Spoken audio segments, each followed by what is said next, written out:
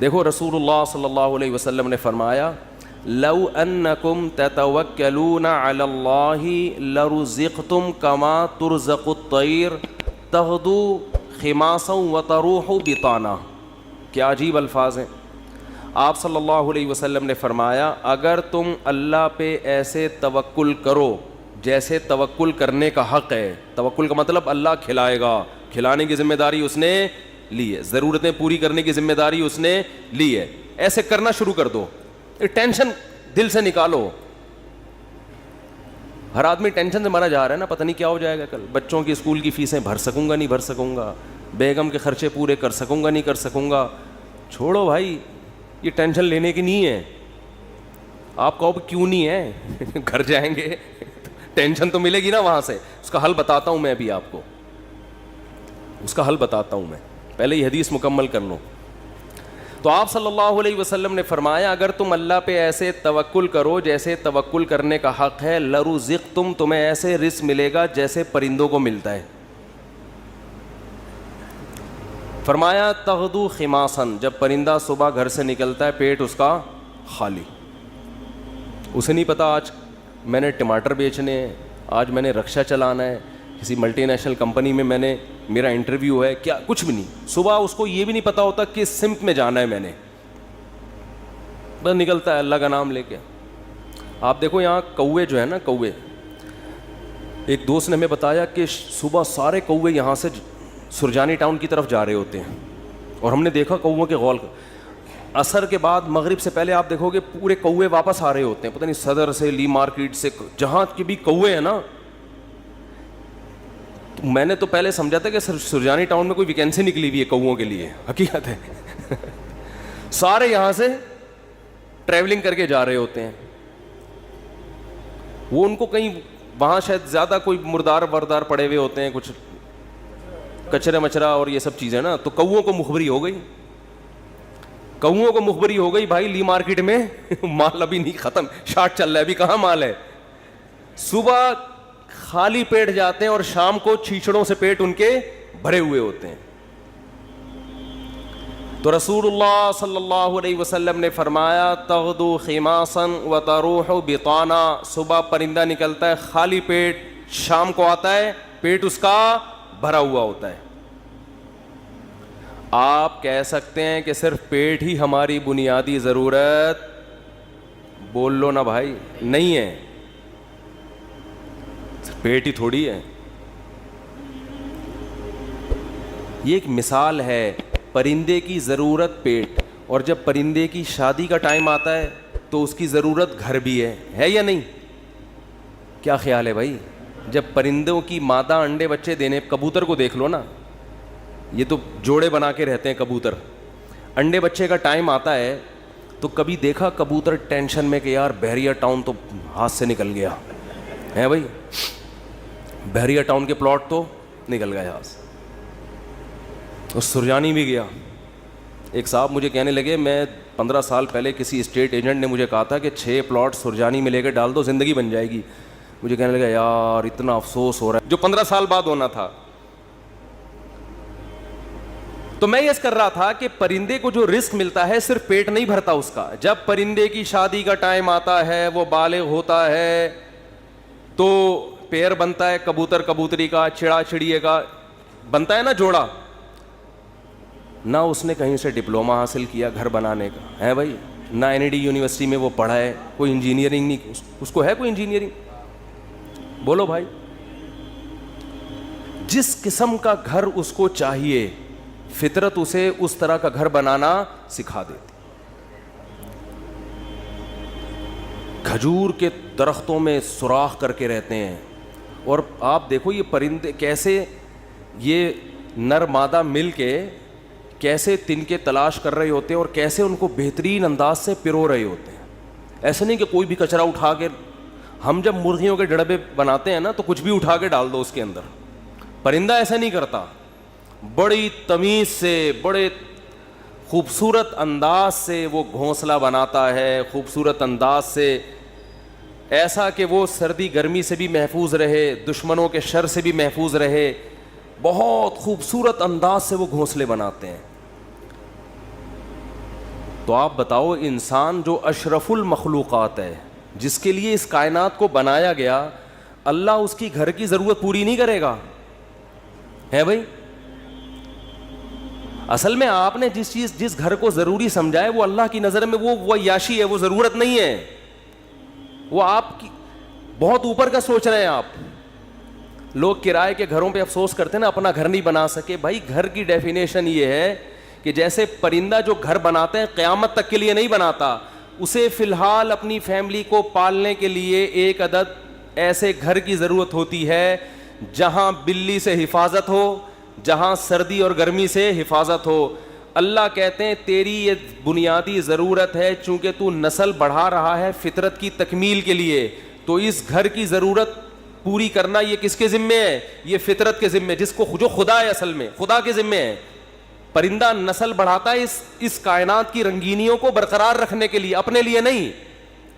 تو اب آپ بتاؤ جب آپ کی نسل پیدا ہوگی جو مقصود کائنات ہو, تو گھر کی بنیادی ضرورت خدا نے اپنے ذمے لی ہے کہ نہیں لی ہے؟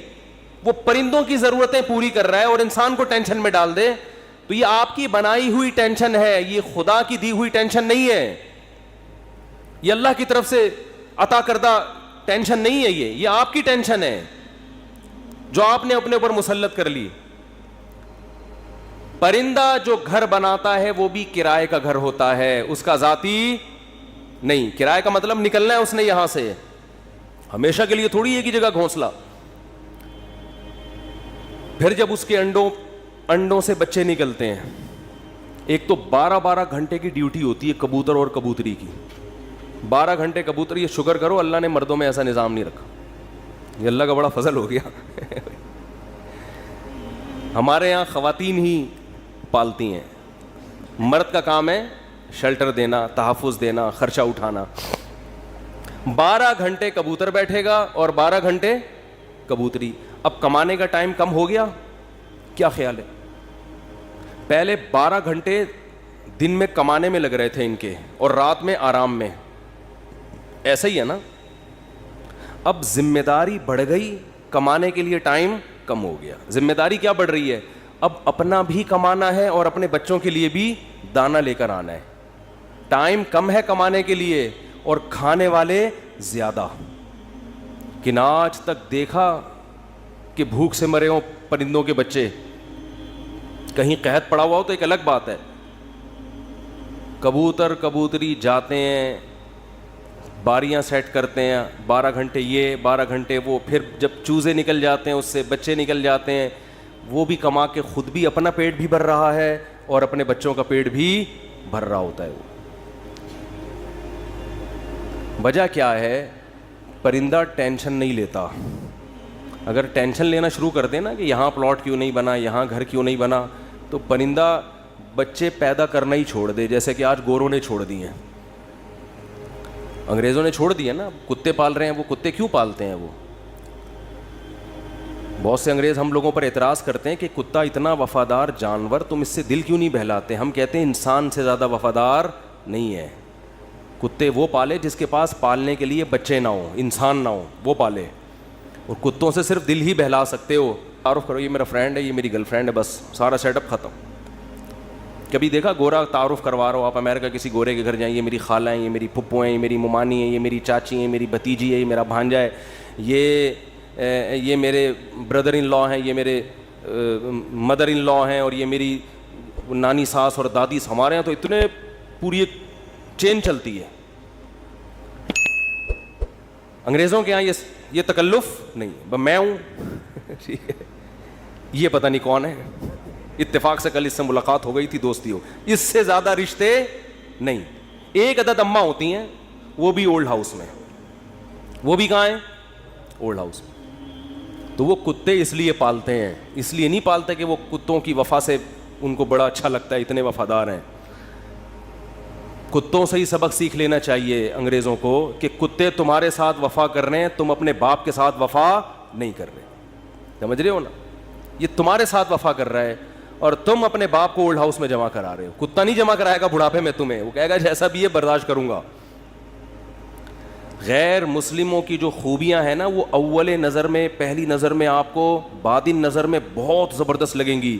جب آپ ان کی گہرائی میں جاؤ گے تو آپ کو لگے گا ان تلوں میں تیل نہیں ہے. یہ صرف اوپر اوپر کے اخلاق ہیں. میں اکثر ایک بات کہتا ہوں نا کہ لوگ اکثر ہمیں کہہ رہے ہوتے ہیں کہ انگریزوں کے اخلاق بہت اچھے, تھینک یو, بات شروع کرنے سے پہلے 3 دفعہ تھینک یو. جیسے ہمارے کوئی وظیفہ جب بتایا جاتا ہے نا تو شروع میں اول آخر 11 دفعہ درود شریف پڑھیں. تو انگریز بھی جب کوئی بات کرے گا تھینک یو سے شروع کر کے تھینک یو پہ ختم. اور ہمارے ہاں گالیوں سے شروع کر کے درمیان میں بھی گالی اور آخر میں بھی گالی.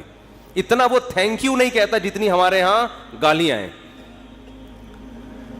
لوگ مجھے کہتے ہیں مفتی صاحب آپ پھر بھی کہتے ہو مسلمان اچھے ہیں, اتنی گالیاں دے رہے ہیں صبح شام پھر بھی اچھے ہیں, اور انگریز ہر بات میں مسکراتا ہے تھینک یو پھر بھی. میں کہتا ہوں بھائی وہ تھینک یو پہ پیسے خرچ نہیں ہو رہے.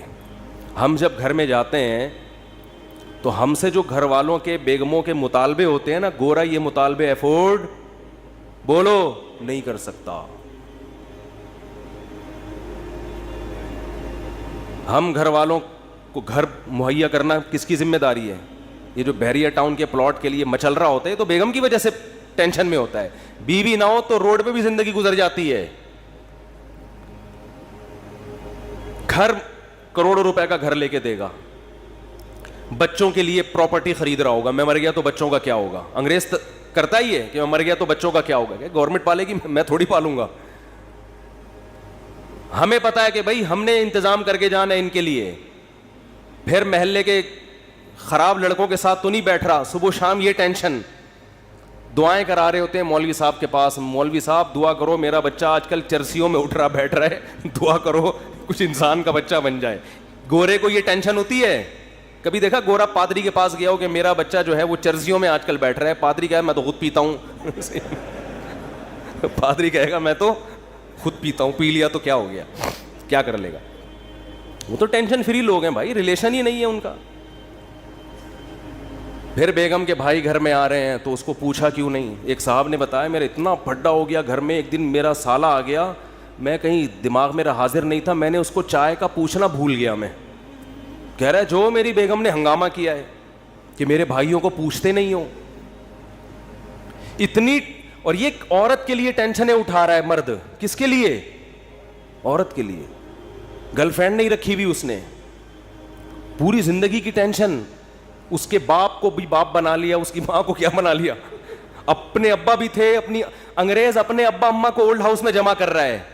ہمارے سچی مچی کے ابا اماں پہلے سے تھے, ہم نے جناب ایک مدر ان لا اور فادر ان لا کو بھی لے لیا ہم نے. وہ کہہ رہے ہیں ہم ایک باپ سے تنگ ہیں, تم 2 باپ پال رہے ہو یار. اور میرے فلسفے پر عمل کرے تو 5 باپ, اگر میرے فلسفے پر آ جائے 5 عدد مائیں اور 5 عدد باپ, اور ہول سیل کے حساب سے سالے. سالوں کی تو کوئی انتہا ہی نہیں ہے نا. گرل فرینڈ کا بھائی آپ کے معاملات میں دخل اندازی بولو نہیں کرے گا کہ تم نے قائد اعظم کے مزار کا ٹائم لیا ہوا تھا, پہنچے کیوں نہیں. کبھی ہوتا گرل فرینڈ کا بھائی آپ کو فون کرے یار میری سسٹر سے تمہاری دوستی اور تم ٹائم پر اس کو دے نہیں رہے. اس لیے گورا گرل فرینڈ رکھتا ہے, مسلمان نکاح کر کے ٹینشن لیتا ہے. جب آپ نے نکاح کر کے کسی عورت کو گھر لے آئے, ٹائم پہ گھر نہیں آ رہے, سالے کا فون آئے. سبھی تو اس کو سالہ کہتے ہیں, کباب میں ہڈی. سالے کا فون آئے گا تو آدمی جل کے کیا کہتا ہے سالے کا فون آ گیا, کہتا ہے نا, تو سالے کا فون آ گیا. میرے سامنے جھگڑے آتے ہیں, لوگ لڑ رہے ہوتے ہیں اپنے بہنوں ہی سے. ابے ہم نے تجھے اپنی بہن اس لیے دی تھی کہ تو ٹائم نہ دے, تو سارا دن گٹر کے ڈھکن پہ بیٹھا رہتا ہے باہر, 2 بجے اٹھ کے آتا ہے, اس لیے دی تھی. لوگ کہتے ہیں نا یہ ٹینشن بھی کون اٹھا رہا ہے؟ مسلمان مرد ہے بھائی. کون اٹھاتا ہے یہ؟ پھر وہ اپنے بوڑھے باپ کو بھی پال رہا ہے, خرچہ کر رہا ہے. اس نے کہا دبئی میں رہتا. پھر اس نے پوچھا کہ آپ کے ماموں کیا کرتے ہیں؟ اس نے کہا گالیاں دیتے ہیں. ماموں کا کام صبح سے شام کیا ہے؟ حالات ایسے ہیں نا, حالات ایسے ہیں کہ ماموں کا کام صبح سے شام سوائے گالیاں دینے کے. انگریز کچھ دن یہاں رہ کے جائے, جیسے معین اختر کے ماموں گالیاں دیتے تھے نا, انگریز انگلش میں ایسی گالیاں دے گا. کچھ دن یہاں رہے تو صحیح, یہ تو ہمارا حوصلہ ہے. تو اس نے کہا گالیاں کیوں دیتے تھے؟ اس نے کہا مالک مکان پانی کے پیسے لینے آ گیا تو ماموں اس کو لے گیا, بولا تو ایک لوٹا بھر کے دکھا. پانی ہے نہیں, پانی کے پیسے لینے آ رہا, تو ایک لوٹا بھر کے دکھا. کہہ رہے بیٹھے بیٹھے لائٹ چلی گئی تو ماموں نے بلب کے رشتہ داروں کو گالیاں دینا شروع کر دی بلب کے رشتہ داروں کو. تو ہم جس ماحول میں رہتے ہیں مسلمان کا بہت بڑا ظرف ہے, وہ ایک عورت کے لیے بڑی قربانیاں دیتا ہے, بڑی اس کو عزت کے ساتھ گھر میں لے کر آتا ہے, اس کے بچوں کی کفالت, اس کے باپ کو عزت دینا, اس کے بھائیوں کو عزت دینا, اس کی ماں کو عزت دینا. تو میرے بھائی اس کے بعد اگر 4-6 گالیاں کبھی وہ نکال دے تو ہمارے نبی صلی اللہ علیہ وسلم نے عورت کو حکم دیا ہے کہ وہ اپنے شوہر کی فرما برداری کرے. نبی نے کیا فرمایا؟ یکفرن العشیر, شوہر کی نافرمانی کرتی ہیں. وہ نافرمانی کیا فرمایا؟ ساری زندگی احسانات کرتا رہے گا, اگر کبھی اونچ نیچ ہو جائے تو عورت جواب میں کہتی ہے ما رأیت منک خیرا قط, اللہ کی قسم میں نے تجھ سے کبھی کوئی خیر نہیں دی, میں تو آپ سے شادی کر کے پچھتا رہی ہوں. اور پچھتاتی بھی 3 بچے پیدا ہونے کے بعد ہیں کہ جب آدمی کے پاس اس سوال کا کوئی جواب بنے ہی نہیں کہ اب پچھتا رہی ہے تو بھائی ریورس بچے کہاں لے کے جاؤں گا میں, وہ صبر کے علاوہ اس کے پاس کوئی آپشن نہیں ہوتا. تو ایسے میں اگر انگریز یہ ٹینشنیں اٹھائے, بوڑھے باپ کی بھی, بوڑھی ماں کی بھی, اور بیوی کی بھی, اور بچوں کی بھی, اور سالوں کی بھی, اور ساس کی بھی, اور سسر کی بھی, پھر دیکھنے تھینک یو سے بات کیسے شروع کرتے ہیں اور تھینک یو پہ کیسے. وہ ایک صاحب کہنے لگے یار اتنے اچھے اخلاق ہیں. میں نے کہا کسی انگریز سے بولو 50 روپے دے, گالی دے دے مجھے یہ تھینک یو نہیں چاہیے. وہ کہے گا 50 روپے نہیں دوں گا, تھینک یو جتنا لینا ہے. یہ فری پھوکٹ کا تھینک یو ہے بھائی, یہ فری پھوکٹ کا تھینک یو ہے.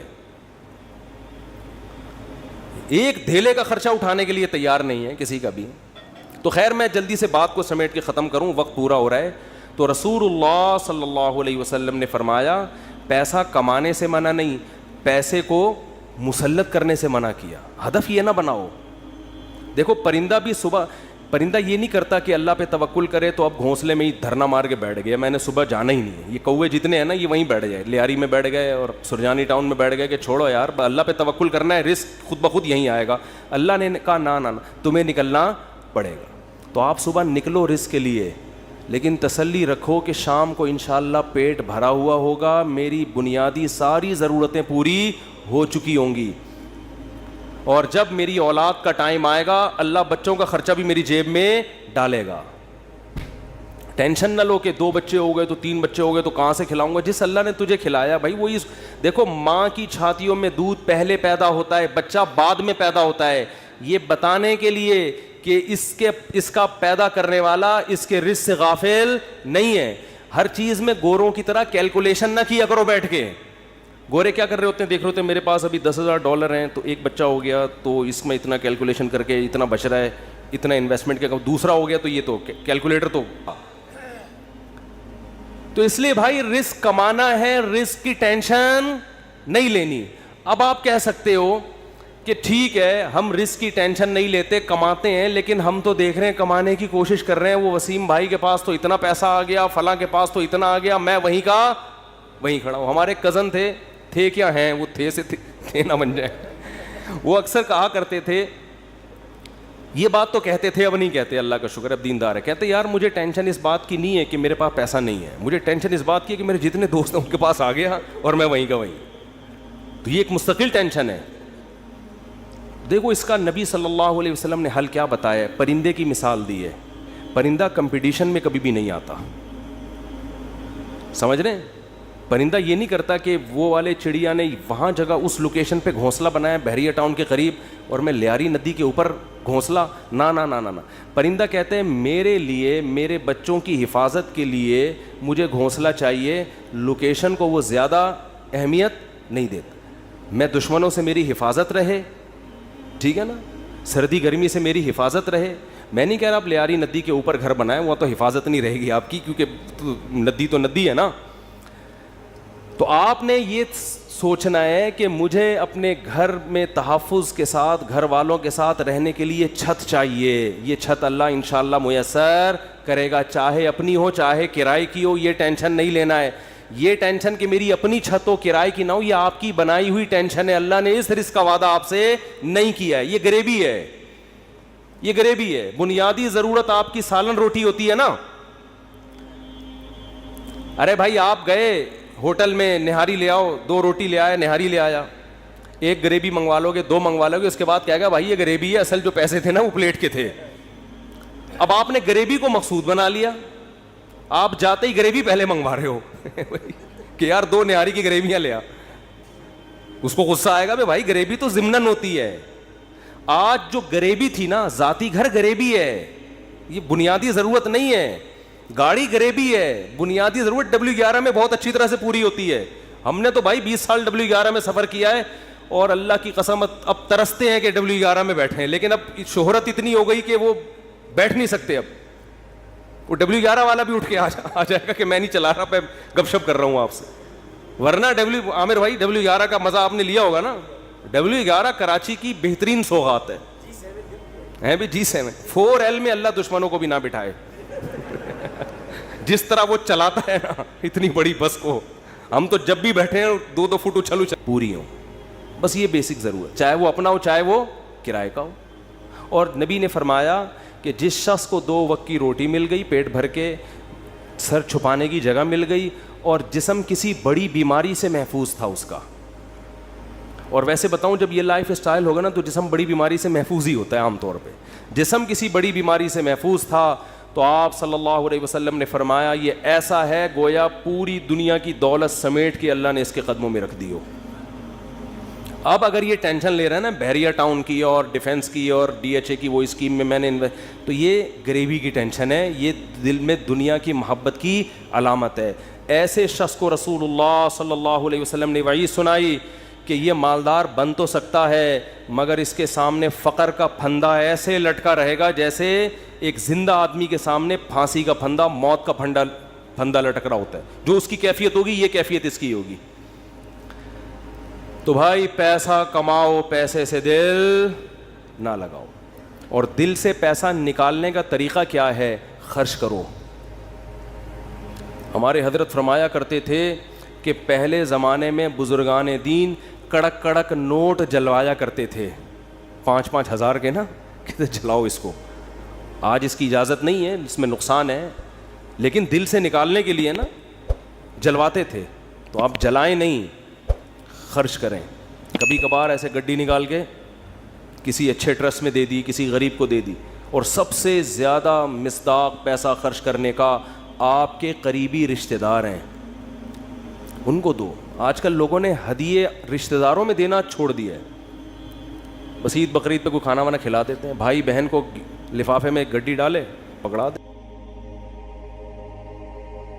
جلے گا.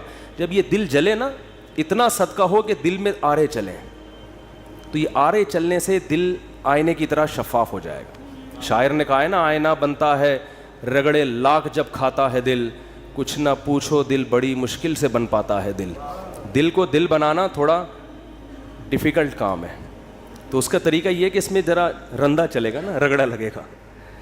جب ہم وہ کیا کہتے ہیں, وہ جو ریگ مال سے گھسائی ہوتی ہے نا, تو صدقہ کرتے ہوئے اتنا بھی نہ کرو کہ کل دوسروں سے بھیک مانگنی پڑ جائے, اتنا بھی نہ کرو, لیکن اتنا ہو کہ لگے کہ دل پہ گھسائی ہو, تھوڑا سا تکلیف ہو. رسول اللہ صلی اللہ علیہ وسلم نے فرمایا سب سے افضل صدقہ یہ ہے تأمل الغنا و تخشى الفقر, کہ آپ کو یہ ہو کہ اگر میں نے صدقہ کیا تو ہو سکتا ہے میں غریب نہ ہو جاؤں کل, اور اگر نہیں کیا تو اس پیسے سے مزید پیسہ بنا لوں گا. اس کنڈیشن میں جب آپ صدقہ کرو گے تو نبی نے فرمایا یہ صدقہ سب سے افضل ہے. اس میں آپ کا دل بہت جلتا ہے, اور اللہ کا وعدہ ہے کہ جو اللہ کے لیے دیتا ہے وہ غریب تو ہوتا ہی نہیں ہے. صدقے سے کبھی مال, ہم نے کبھی نہیں کسی سخی آدمی کو غریب ہوتے دیکھا. تو اس سے دنیا کی محبت کم ہوگی. حدیث مکمل کر کے بس بیان ختم کرتا ہوں. فرمایا جعل اللہ فقرہ بین عینی وفرق علیہ شملا, جب دولت کو ہدف بنائے گا, مسلط کر لے گا, تو فقر کا پھندا اللہ اس کے سامنے لٹکا دیں گے. ہر وقت ڈر لگا رہے گا یار میں غریب نہ ہو جاؤں. پیسہ ہے, پلاٹ پڑے ہوئے, لیکن ڈر لگا رہے گا یار میں غریب نہ ہو جاؤں. اور جس دنیا کے پیچھے بھاگ رہا ہے ضروری نہیں کہ وہ بھی مل جائے, ملے گی اتنی جتنی اس کے مقدر میں اللہ نے لکھ دی ہے. یہ جو دنیا کے پیچھے بھاگ رہے ہوتے ہیں تو سب کو پیسہ تھوڑی مل جاتا ہے. بہت سے تو وہی موت تک روڈیں ہی ناپتے رہتے ہیں, سڑکیں ناپتے رہتے ہیں, ہاتھ میں کچھ بھی نہیں آتا ان کے. فرمایا ملے گا اتنا جتنا اللہ نے لکھ دیا ہے, تو ٹینشن لینے سے کوئی فائدہ نہیں ہے. تو ٹینشن نہیں لو بھائی. آپ کو کیوں نہیں بھائی آپ کو صبح آپ نے پراٹھا کھا لیا انڈے کے ساتھ, دوپہر کھانا مل گیا, رات کھانا مل گیا, ضرورت تو 2 وقت کی تھی, مل 3 وقت رہا ہے, انجوائے کرو, مزہ ہے, کیا خیال ہے بھائی. ہاں بیگم ٹینشن دیتی ہے, یہ بڑا مسئلہ ہے نا شادی شدہ آدمی. تو اس کو بولو بھائی جو نبی صلی اللہ علیہ وسلم کی سنت ہمارے سامنے, آپ صلی اللہ علیہ وسلم کی امہات نے, ہماری امہات نے, آپ کی ازواج نے جب نبی سے یہ فرمایا کہ ہم اس غربت میں گزارا نہیں کر سکتی, تو آپ صلی اللہ علیہ وسلم فرمایا بھائی میں تو اسی طرح مسکین ہوں, تو تعالینا امتعکن و اسرحکن سراحا جمیلا, کہ آؤ میں تمہیں نکاح سے فارغ کر دیتا ہوں, پھر جاؤ جس سے مالدار سے نکاح کر کے رہنے رہو. تو یہاں بھی ٹینشن لینے کا بولو نہیں, اپنی طرف سے کوتاہی نہیں کرو. یہ نہیں کہ ادھر پیسے لاکر میں چھپا کے رکھے ہوئے ہیں بینکوں میں, اور بیگم کو یہ بتا رہے جیسے میرے پاس کھانے کو روٹی نہیں ہے, یہ ناجائز ہے, یہ حرام ہے. اگر واقعی قدرت کی طرف سے آپ غریب ہو گئے تو بیگم کو 2 لفظوں میں بتا دیں, بیگم صاحبہ یہی میرے پاس آمدن ہے, اتنی میری تنخواہ ہے, اس میں اتنے ہی انڈے آ سکتے ہیں, اس سے زیادہ میں سٹی اسکول بیکن ہاؤس میں بچوں کو نہیں پڑھا سکتا, رہنے رہو ورنہ پتلی گلی سے نکلو. تو ٹینشن تو لینی نہیں ہے نا, خامخواہ کی ٹینشنیں کیوں مسلط کی ہوئی ہیں. لوگوں میں بدنام ہو جائیں گے, یہ بھی بڑا ایک مسئلہ ہوتا ہے. لوگ کہیں گے, دیکھو لوگوں کو خوش کرنے کے چکر میں رہو گے. یہ کبھی بھی گدھے والا قصہ سنا دوں اگر آپ بھی جا سکتے ہیں, ٹائم ہو گیا ان کی وجہ سے آج تھوڑا سا 5 منٹ. وہ ایک آدمی جو تھا, بڑی عمر کا آدمی, اپنے بیٹے کے ساتھ گدھے پہ بیٹھ کے سفر کر رہا ہے. لمبا سفر تھا, باپ گدھے پہ بیٹھ گیا, بچہ آگے آگے. تو لوگوں نے کہا دیکھو باپ ہونے کا ناجائز فائدہ اٹھا رہا ہے, خود گدھے پہ بیٹھا ہوا ہے, بچے کو, چھوٹے معصوم بچے کو پیدل کیا ہوا ہے اس نے, بے ادب بنا رہا ہے اپنی اولاد کو, پہ ترس نہیں کھا رہا. معصوم بچہ ہے بھائی, تو باپ ہے ایجڈ, ٹھیک ہے, تیرا کمزور تو نہیں ہے نا, چھوٹے بچے کو تو نے ایسے معصوم بچے پہ ترس کھانے کے بجائے باپ ہونے کا ناجائز فائدہ. جب لوگوں نے تانے دیے, اس نے کہا چلو میں نیچے آ جاتا ہوں, بچے کو اوپر بٹھا دیتا ہوں. بچے کو جب اوپر بٹھایا تو لوگوں نے کہا ابھی سے بے ادب بنا رہا ہے بچے کو, تمیز نہیں سکھا رہا. بچے کو باپ بنایا ہوا ہے, خود کیا بنا ہوا ہے, بیٹا بنا ہوا ہے. تو یہ بچہ بڑا ہو کر اس کا گریبان پکڑے گا. تو اس نے کیا کیا, اس نے کہا چلو یار دونوں ہی بیٹھ جاتے ہیں. دونوں بیٹھ گئے. لوگوں نے کہا گدھا ایک ہے, بندے 2 بیٹھے ہوئے ہیں. گدھا ایک ہے, بندے 2 بیٹھے ہوئے ہیں. ترس نہیں آ رہا جانور کے, گدھے کے گدھا ہونے کا ناجائز فائدہ اٹھا رہے ہیں. وہ تو گدھا ہے, تم تو انسان ہو نا. یہی تانے ہوتے ہیں لوگوں کے. اس نے کہا چلو دونوں نیچے اتر جاتے ہیں. اب گدھا خالی. تو لوگوں نے کہا گدھا وہ ہے, حرکتیں ان کی گدھوں جیسی ہیں. بنایا اللہ نے ان کو گدھا, کام ان کے گدھوں جیسے. جب تمہارے پاس سواری موجود ہے تو بے وقوفو پیدل کیوں جا رہے ہو. گدھا وہ ہے, کام دیکھو ان کے گدھوں جیسے ہیں. اس نے آگے اٹھا کے دریا میں گدھے کو پھینکا, بولا ایسے ہی ٹھیک. تو بے وقوف تھے. لوگوں کو کہنے دیتے بھائی آپ کو جو سمجھ میں آ رہا ہے آپ اس پر عمل کرو. لوگ جب خود کسی گدھے کے ساتھ سفر کریں گے نا, بھگتیں گے, تو خود فیصلہ کریں گے ہم نے کیا کرنا ہے. تو اس لیے لوگوں کی ٹینشن مت لیا کرو. یہ اس کا کوئی خدا کی, لوگ برائی پہ خوش ہوتے ہیں, لوگ برے کاموں پہ خوش ہوتے ہیں, اچھے کاموں پہ لوگ خوش نہیں ہوتے. آپ نے جو کھوپڑی میں آ رہا ہے وہ کرو. جو چیز آپ کی استطاعت میں نہیں ہے اس پہ ٹینشن کس بات کی لے بھائی آدمی. دیکھو جیل میں کوئی قیدی ہو اور رہائی کا انتظام ختم ہو جائے تو ہم کیا کہیں گے اس کے, بھائی تو صبر کر, بس یہی زندگی گزار, ہنسی خوشی اسی میں خوش رہنے کی کوشش. ایک صاحب نے مجھے بتایا کہ ان کو 4 مہینے کی جیل ہو گئی, اور وہ جیل بھی غلط کیس میں اندر. باہر نکلے تو بڑے فٹ فاٹ. میں نے کہا, میں ان سے ملا تو میں نے کہا جیل میں جا کے تو لوگوں کی حالت ایسی ہوتی ہے, اور غلط کیس, مجرم بھی نہیں تھے. کہتے ہیں میں جب جیل میں گیا تو مجھے نہیں پتا تھا کب نکلنا ہے میں نے یہاں سے. تو کہہ رہے میں نے کہا اب اسی کو انجوائے کرو, کانفیڈنس دیکھیں. اب کیا کرو جب ایک چیز اپنے اختیار میں ہی نہیں ہے. تو کہہ رہے میں وہاں ڈپس لگاتا تھا تاکہ تھکاوٹ ہو اور نیند آئے مجھے.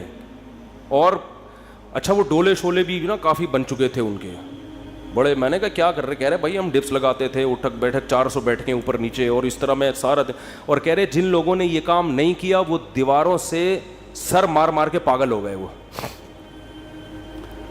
تو جو چیز اپنے اختیار میں نہیں ہوتی اس کی انسان ٹینشن نہیں لیتا. بھائی اختیار, غربت آپ کمانے کی کوشش کر لی پھر بھی نہیں آ رہے ہیں تو پھر بھی کوئی